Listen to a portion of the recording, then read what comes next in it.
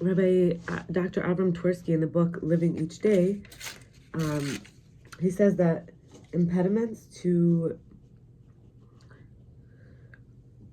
our spiritual growth can be temporary, whether it's physical illness, emotional illness, loss of a loved one, financial reversal, or they could be major.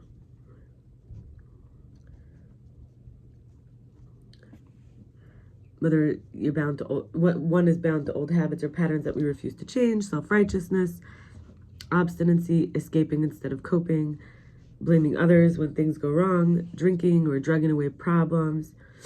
I had a talk with Michael about how on the one hand we're watching everything that until now has led up to this moment, culminating in the now, and there's destiny, there's fate, where all is inevitable and already written, recorded.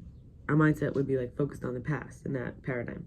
On the other hand, we can also let there be a possibility we're co-creating, where there's free choice and we're not passively forced, rather we're in the flow of constantly updating possibilities with unlimited parallel universes. The mindset is focused on the future.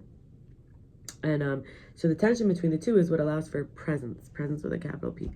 A paradox, stretching the experience we can't put into words beyond reason, almost foolishly bursting past boundaries and passion from the floor to the ceiling, the bridge between the spiritual and physical, where we can actually become, always becoming, where there's a peel and there's a fruit, like considered inside and outside, completeness as fulfillment and also outcomes as shells.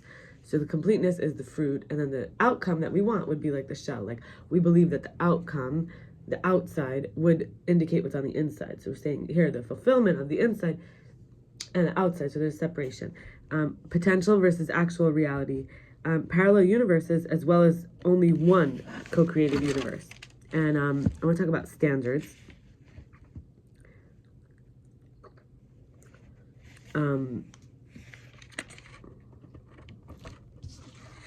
So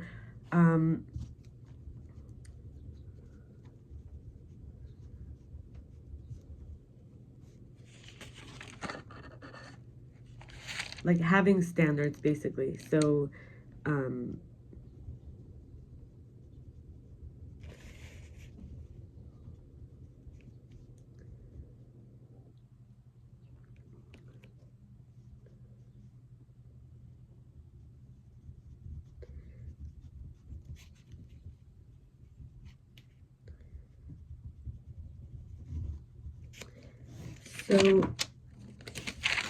So it hurt me when I had asked a friend, this I journaled about a year ago, I asked a friend, well, in the summer of last year, so this summer will be a year. It hurts when I had asked my friend if she wants to go to the beach. She said no, she gave many reasons, but then a man asked if she wants to join. She said yes right away. In general, I noted, by the way, we're not in touch anymore, this woman. I tried a few times to end and start, but let's explore. So in general, she only called me when she needs something. She doesn't want to grow. She said it's my fault because she never initiates plans or invites me anywhere because I didn't tell her I want that. And she didn't call me to share good news ever, and one night we made plans. 2 days later, I called to find out why her phone was off. Turns out she was tired. She forgot about me. So it hurts deeper when I think, oh, my mother ignored me when I had asked her for charity. My account was negative $714. And she ignored the entire day, knowing it could change. It could charge me an overdraft charge. So I felt how stingy, miserly she really is. It was so ugly and not okay. She didn't even have a kind word. Not only my fellow Jew, a woman, human, but I'm her daughter, not just any relative. And I wanted God to be as stingy and cold to her as she was to me.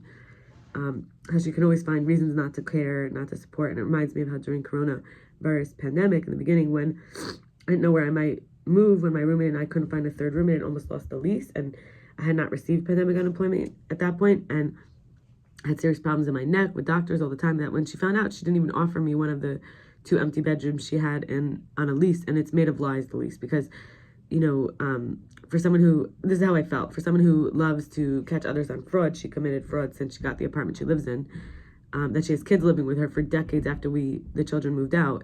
So she kept us on the lease, and then she still has an apartment. Now, when she moved in, she had kids. She was a single mom. Now, aren't there other single moms who need a 3-bedroom apartment? Why does she need it by herself? So she rents it sometimes or whatever. She has guests. So she told me she'd help me at that time with everything I just mentioned to look into homeless shelters. Someone who behaves that way deserves to have happened to her what she wanted to happen to me. She deserves to be in a homeless shelter. I felt it. That's what I wrote at that time. as relatives, even her own mother, look on where her room has, where her mother might, or someone else in her life, or like me, right, for the tables to really be turned, have 2 spare rooms and plenty of extra money. So just some comments about what it means to have standards. What bothers us is something, and I'm not saying we're right just because we have certain standards. Like I wanted someone who also makes effort. I wanted my mother, my standard of care, So anyway, in Shaar Habitachon, which is a book, it's from Chovos Halevovos. Chovos Halevovos means duties of the heart, and there's 10 gates. And one of the gates, 10 treatises, one of the gates is called Shaar Habitachon, the 4th one, and it is the gate of trust. And Rabbi Yakov Emden, on page 173, and this is from Rabeinu Bacheya Ibn Pekuda. And Rabbi Yakov Emden on page 173 says he identifies 4 areas in which a person needs to beseech God for help in his divine service. So if you haven't told, I've already identified a few. 1, clarity in understanding the Torah properly and correct performance of the mitzvahs according to Torah law. So we would say this has a lot to do for me, and the first one that we brought up from Rabbi Dr Avraham Twerski, to the spiritual growth, basically to do good. What's our impediments, right? To do correct. 2, understanding the hidden secrets of the Torah, which will help develop a profound love for and unity with God. And that's number 2, presence. And we have number 3, success in refuting scoffers and heretics. So this is the person who just basically like treated me as low value and discarded, right? And 4, development of proper character traits and merit to go in the ways of God. So this would be forgiving my mother, having honor of her for being my mother. It's in the 10 Commandments. Understanding that Hashem runs the world. It's not, God, not like she's the one who decides whether I'm in the position I'm in. So the idea is that light naturally dispels and automatically drives away darkness. The divine soul has the upper hand over the animal soul, which we may not realize. But think about a small candle in a dark room, right? How much darkness there is versus that little candle. So godliness, not ego, is the only way to get there, which is the certainty that we all want, which is the most priceless, desirable state. So we're talking here mostly about a certainty mindset for spiritual growth.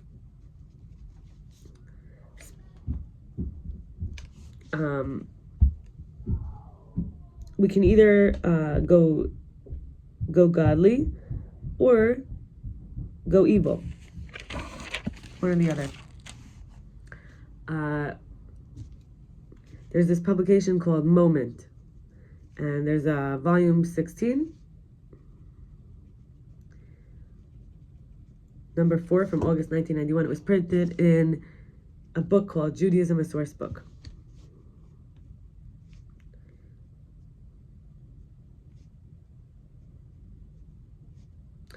And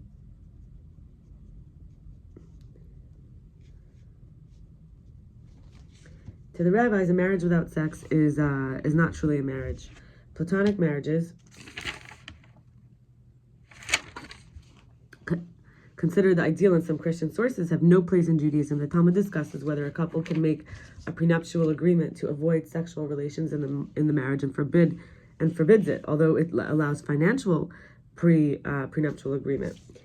That's from kiddushin, 19b.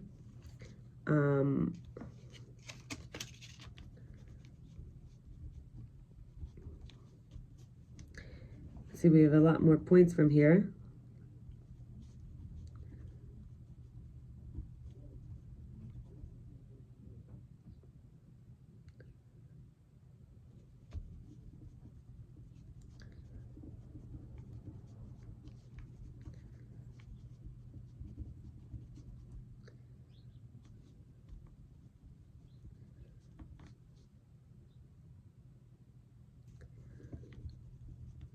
Just in a moment, I want to get I have a lot of sources here from this.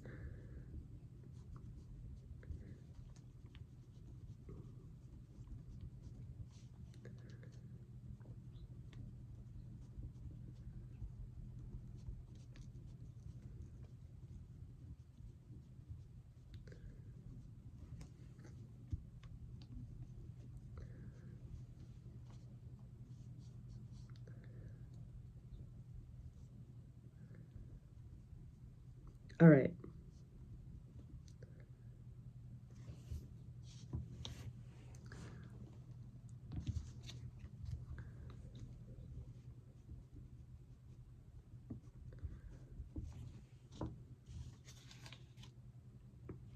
Okay, so Maimonides, who's Rambam,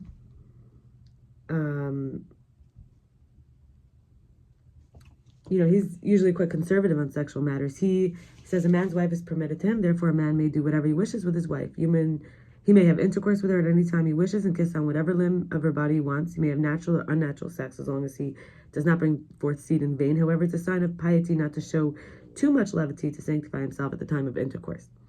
A man should not depart from the way of the world and its custom, because its ultimate purpose is procreation.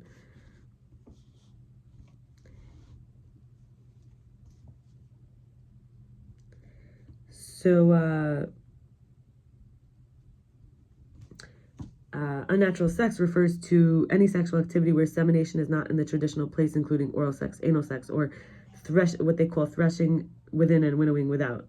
In other words, premature withdrawal. And this is Rashi on Yevamos 34b. And Rashi's students and their students bring the answer of Rabbi Eliezer. It's not considered like the act of Er and Onan, who are the two sons of Judah who died because their intention was to destroy seed. They didn't want to impregnate their wife. Same wife. The first one died, she married the brother. Er and Onan, unless it is the intention to destroy seed, and it is in his habit to always do so. They say Tosafot, Rashi's students to Yevamos 34b, if it's occasional, the desire of his heart is to come upon his wife in an unnatural way is permitted.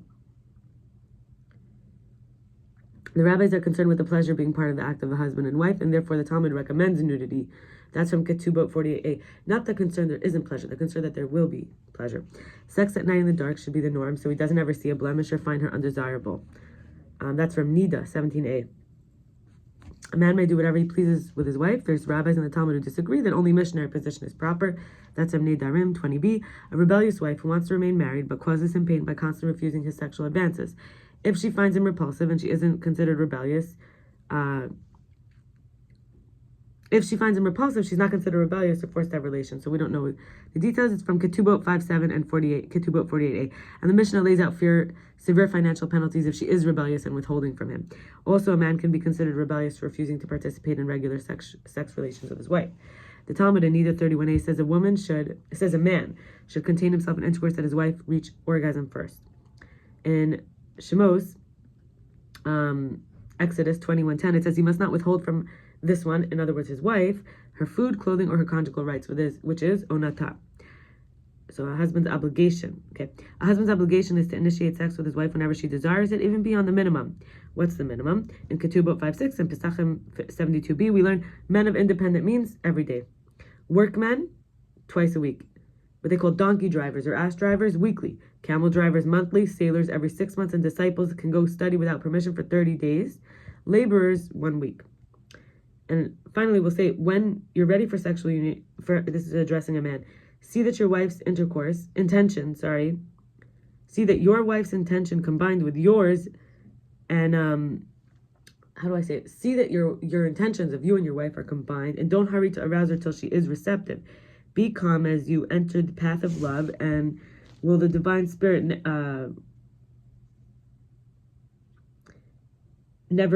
because the divine spirit never rests upon one whose conjugal relations occur in the absence of love and free will and desire. And that's from Nachmanides, the Iggeret Hakodesh section on the quality of the act.